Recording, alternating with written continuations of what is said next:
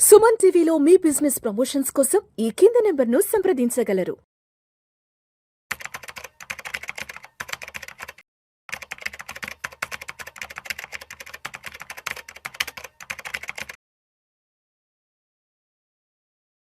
ప్రేక్షకులకి మీ రామచంద్రమూర్తి నమస్కారాలు.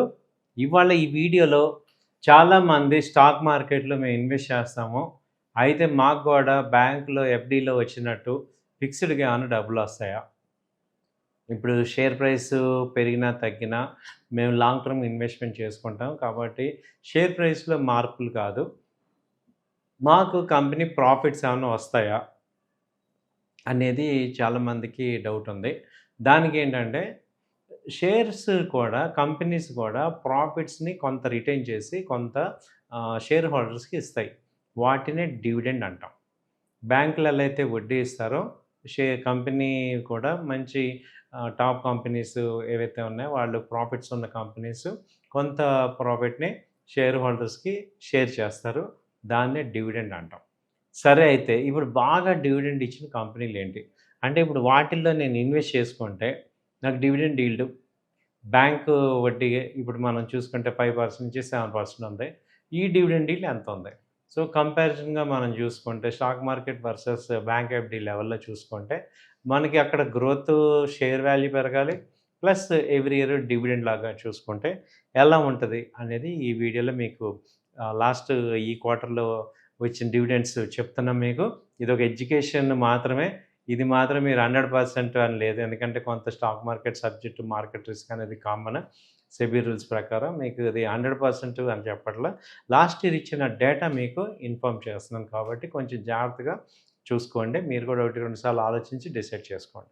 ఫస్ట్ ఏంటంటే విఈటిఎల్ వేదాంత్ అనే కంపెనీ అయితే అది అసలు స్టార్టింగ్ నుంచి కూడా ఎప్పుడు డివిడెండ్స్ గ్రోత్ కాకుండా డివిడెండ్స్ ఇస్తూ ఉంటుంది క్లయింట్స్కి. సో ఇప్పుడు అది 14% ఇయర్ డివిడెండ్ ఇచ్చింది.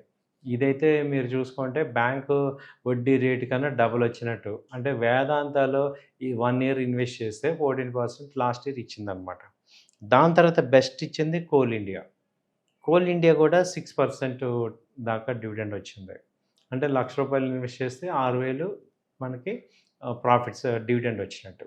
ఆ తర్వాత చూస్తే బీపీసీఎల్ కూడా 5.8% డివిడెండ్ ఇచ్చింది. ఆ తర్వాత Wipro, IT companies IT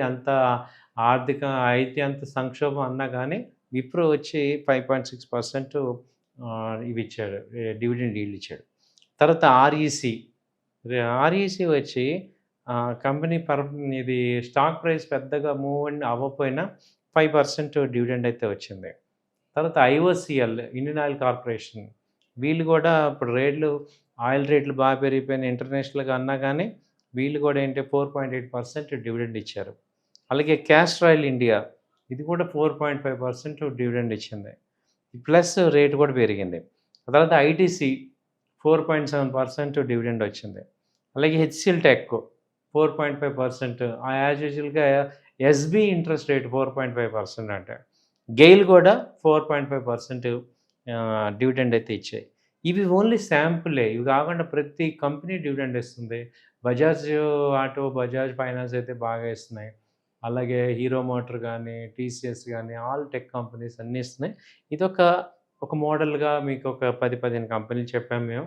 so అంటే మీకు చాలామంది అంటారు, కొంతమంది మాకు డివిడెండ్ కంపెనీలే కావాలి, డివిడెండ్ ఉంటే చాలు, మేము అది లాంగ్ టర్మ్ ఇన్వెస్ట్మెంట్ చేసుకుంటాం అంటే. అలాగే కొన్ని కంపెనీలు ఏం చేస్తాయి, డివిడెండ్ ఇవ్వకుండా గ్రోత్కి వెళ్తాయి, అంటే ఎక్స్పాన్షన్ చేసుకుంటాము, ఇంకా మార్కెట్లో మూవ్ అవుతాం, ఇంకా ప్రోడక్ట్ ఎక్స్పాన్షన్ చేస్తాము అంటాం. వాళ్ళు ఏం చేస్తారంటే డివిడెండ్స్ తక్కువ ఇస్తారు, కానీ షేర్ వాల్యూ పెరుగుతుంది. కాబట్టి కొంత మనం ఏంటంటే డివిడెండ్లా వాడుకోవచ్చు, కొంత ఇన్వెస్ట్మెంట్ ఏమో ఇది గ్రోత్ కోసం వాడుకోవాలి. అంటే వాల్యూ పెరగాలి, ప్లస్ మనకి ఇది కూడా రావాలి. కాబట్టి ఏంటంటే కొంత మనం ఈ రెండింటిని మనం బ్యాలెన్స్డ్గా చూసుకోవటం అనేది అలవాటు చేసుకుంటే మనకి బెటర్గా వస్తుంది. సో డివిడెండ్, గ్రోత్ ఈ రెండు కూడా బ్యాలెన్స్డ్గా చూసుకోండి. సో ఈ లిస్ట్ మీకు డివిడెండ్ కంపెనీస్ లాగా ఉన్నాయి. సో వీటిల్లో మీరు కూడా ఏమైనా సెలెక్ట్ చేసుకోండి. సో చూసుకొని ఏదన్నా ఇన్వెస్ట్ చేసుకుంటానని చేసుకోవచ్చు. దీని మీద ఏదైనా సజెషన్ కావాలన్నా నన్ను కాంటాక్ట్ చేయొచ్చు. థ్యాంక్ యూ అండి, నమస్తే.